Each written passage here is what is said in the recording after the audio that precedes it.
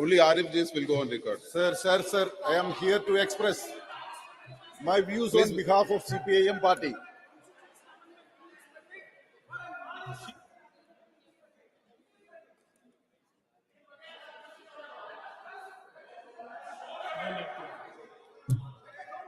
Ariff Ji. Sir, I am here to express my views on behalf of CPIM party. I wholeheartedly welcome the Constitution 128th Amendment Bill 2023 introduced by the government because it aims to achieve. Sir, it is an undisputed fact. Women should have prominent role in the lawmaking process as well as policy decisions and discussions in this regard started long back in our country. But now, what this government is trying to cover up all such previous efforts and to project the introduction of the bill as something which only BJP government could achieve. Sir, the credit for this legislation should go to all the women organizations and leaders, including Comrade Brinda Karat, Ani Raja, and Comrade Srimati Teacher, and those who have approached the Honorable Supreme Court to implement the reservation for women and thus to ensure equal justice and equal status as promised by the Constitution. Sir, and my red salute for all those known and unknown leaders for their efforts all these years. Sir, by introducing this bill at the fag end of the tenure of this Loksabha, and that too with the provision not implementable in new future, the government has exposed the hollowness of its pseudo-hearted attempt before the women of the country.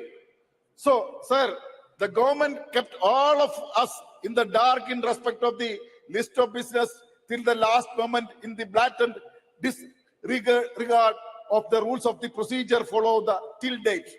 Even though we had no knowledge about the bill in its introduction, it is proof that all the people of BJP knew about in advance. Famous movie star Kangana Rao, as well as famous wrestler Karnam Mallasheri and women leaders of BJP all come to our gallery yesterday and shouted slogans as Modi, Modi, Modi. We were all witnessed. They are trusted persons more than the members of the parliament. It is not mentioned that it is another affront to democracy. Sir, why the government plays such a high voltage drama, sir? Just to make mockery of this house and the democratic principles. Sir, the BJP has promised to introduce 33% reservation for women in parliament and state assemblies way back in 2014 in its election manifesto. Had the first Modi government taken lead for it as promised as its manifesto, this house now would have at least 1/3 women members, if not more. Sir, even in 2019, soon after coming to power for the second time, they had the opportunity to bring such a reform if they actually wish to implement it. Sir, and the government got passed a number of legislations without even discussion in the House or referring to the standing committee, sir.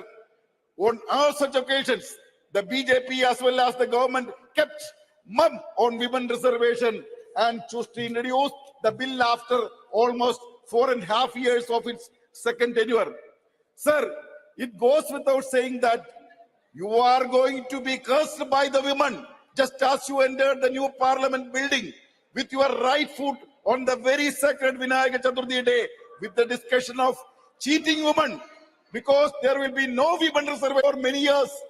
Sir, from the timing of the introduction of the bill, when the upcoming parliament election is in forefront, it is crystal clear that this bill was introduced just to give reply to the Honorable Supreme Court in a public interest litigation, sir.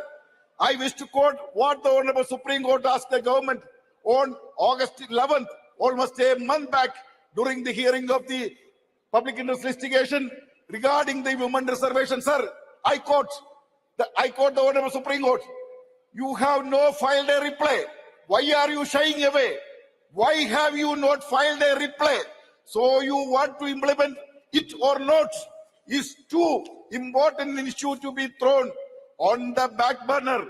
Sir, it is too important. It concerns all of us.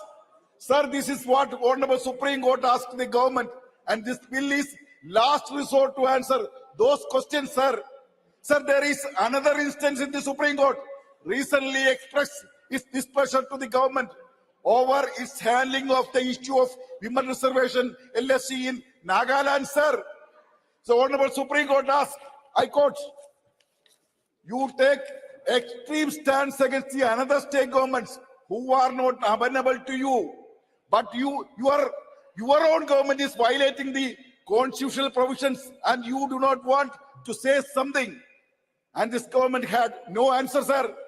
Sir, coming in the content of the bill is worth of the mentioned statement of object and reason of this bill, which is probably the funniest among all the bills introduced so far in this house.